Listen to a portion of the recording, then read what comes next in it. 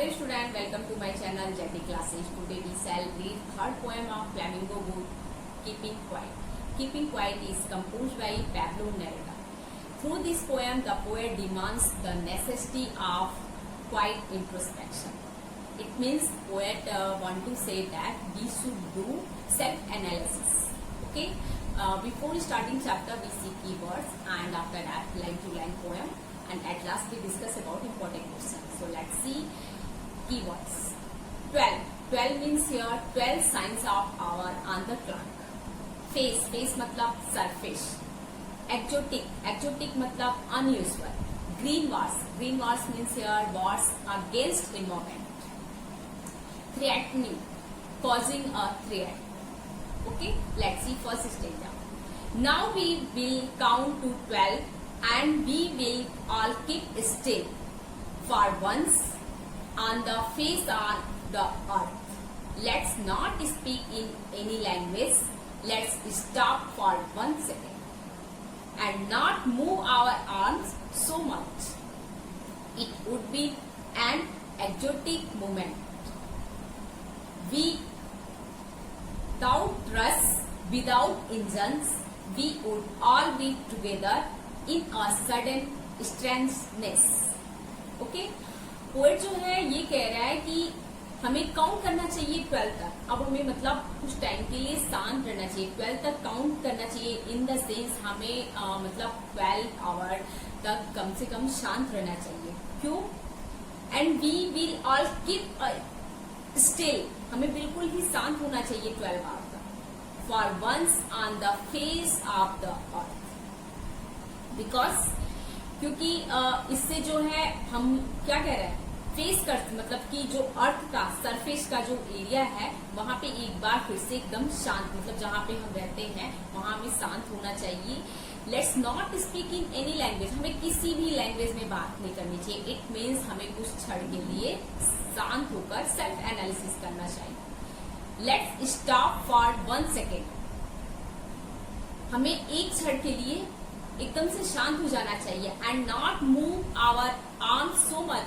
Even हमें अपने arms को भी नहीं मूव करना चाहिए. इट मीन्स हमें कुछ टाइम के लिए ऐसा नहीं है कि हमें हर टाइम बिजी रहना चाहिए. वर्ड कह रहा है कि मतलब हमें कुछ टाइम के लिए शांत होकर सेल्फ एनालिसिस करना चाहिए.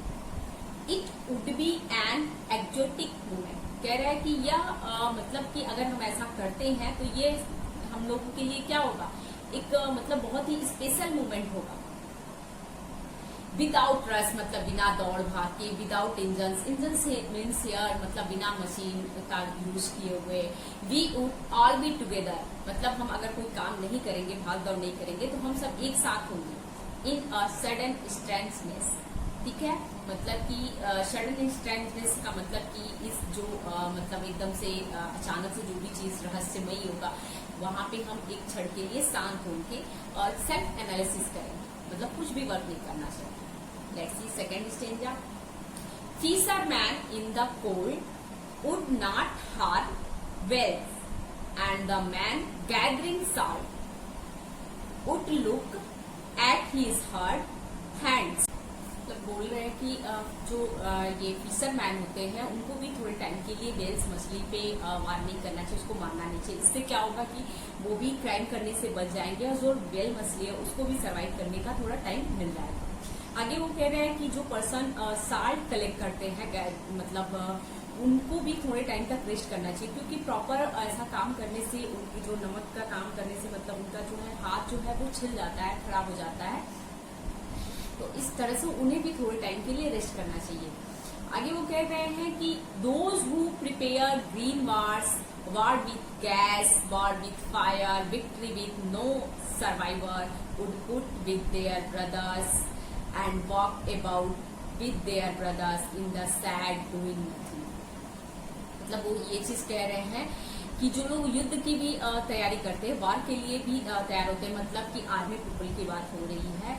क्यों वो लोग जो मतलब कभी गैस के साथ मतलब आपने देखा होगा कि जब युद्ध होता है मूवी वगैरह में आपने देखा होगा कि तो मतलब बहुत टाइप के केमिकल टाइप के गैस छोड़े जाते हैं. आग जैसी कुछ फायर करते हैं तो उस टाइप से कह रहे हैं कि उन्हीं सब सारी चीजों से क्या है थोड़े टाइम के लिए रुकना चाहिए। विक्ट्री विथ नो सर्वाइवर, उस जीत का फायदा ही क्या है जब कोई सर्वाइव ना करे ना, तो जो वार करता है वो या जिसपे वार होता है, दोनों ही कंट्री सर्वाइव नहीं कर पाती है, तो इसका कोई बेनिफिट नहीं है।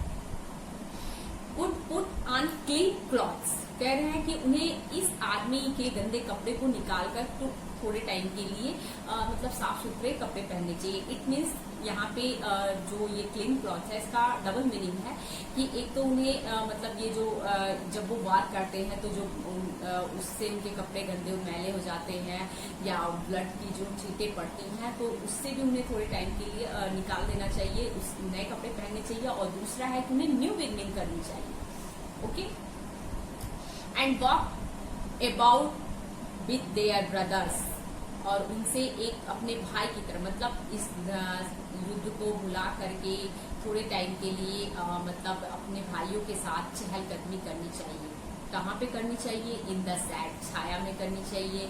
डूइंग नथिंग, मतलब कुछ टाइम के लिए उन्हें भी वार से निकलकर रेस्ट करना चाहिए। ओके, नेक्स्ट स्टेंजा देखते हैं। What I want should not be confused with total inactivity, life is what it is about, I want no truck with death. If we sorry ये पेज क्लियर होता है। What I want should not be confuse, वो कह रहे हैं कि मतलब हमें किन चीजों के लिए कंफ्यूज नहीं होना चाहिए, मतलब क्यों, किस चीज के लिए? विद टोटल इनएक्टिविटी, मतलब इसका ये नहीं है कि हम पूरी तरह से काम करना छोड़ के एकदम से बैठ जा रहे हैं। इट मीन्स कहने का है कि हम कुछ टाइम के लिए अपने माइंड से जो भी ये हैट्रेड है, मतलब वायलेंस है, निगेटिव फीलिंग है, इन सबसे थोड़ी देर के लिए खुद को रेस्ट करना चाहिए। Life is what it is about, life क्या है रियल में? ये है it I want no truck with death, मतलब कि हमारा डेथ से कोई भी सब थोड़े टाइम के लिए संपर्क नहीं होना चाहिए। मतलब कोई पोएट ये चीज कह रहा है कि थोड़े टाइम के लिए हमें निगेटिव चीजों से दूर होना चाहिए। Next, if we were not so single minded about keeping our life moving and for once could do nothing, perhaps a huge silence might interrupt this sadness of never understanding ourselves and of threatening ourselves with death। Poet कह रहा है कि what I should not be confused, हमें किन चीजों के लिए confuse नहीं होना चाहिए कि मतलब हम पूरी तरह से स्टिल हो गए। इट मीन्स हम निगेटिव फीलिंग से तो दूर है, लेकिन कह रहा है कि if we were not so single minded, अगर हम कुछ टाइम के लिए मतलब सिंगल माइंडेड मतलब स्ट्रॉन्ग माइंड, अगर दृढ़ निश्चयी नहीं होते हैं तो उस टाइम पे क्या होगा? About keeping our life moving, मतलब कि तो वैसे कंडीशन में क्या होगा कि हम अपने लाइफ को मतलब चलाने के लिए क्या होगा?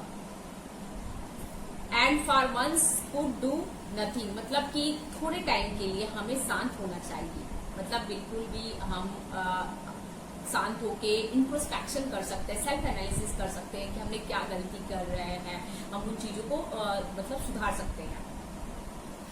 परहैप्स अ ह्यूज साइलेंस, कह रहे कि एक बार हो सकता है कि ह्यूज साइलेंस हो, मतलब थोड़ी देर के लिए हम अपना मतलब खुद का जो है मेडिटेशन कर सकते हैं। माइट इंटरप्ट दिस सैडनेस, और हो सकता है कि हमारे इस जो हमारा ह्यूज साइलेंस हो, साइलेंस है उससे हमारा जो सैडनेस है वो जो है बाहर निकल आए। मतलब अगर हम थोड़े टाइम के लिए मेडिटेशन करते हैं तो हमारा माइंड शांत हो जाएगा। आगे क्या कह रहा है poet? Of never understanding ourselves, ठीक है, कह रहा है कि कभी मतलब हम स्वयं को न समझने की, मतलब कि अभी कभी ऐसा लगता है कि हम कुछ नहीं समझ पा रहे हैं। And of threatening our self with death, मतलब कि हम खुद को जो है हमेशा धमकाते रहने से, मृत्यु से मतलब क्या कहते हैं कि अपने आप से अलग कर सकते हैं। मतलब ऐसा करने से अगर हम थोड़े टाइम के लिए शांत होते हैं तो हम हो सकता है कि मतलब जो गलत कार्य है, निगेटिव फीलिंग है, उससे हम बच जाए।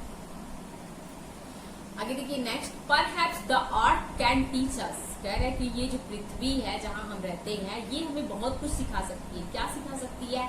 As when everything seems dead, मतलब ऐसा लगता है यहाँ सब कुछ जो है ऐसा फील होता है कि एवरीथिंग सिम्स डेड कि and later proves to be early.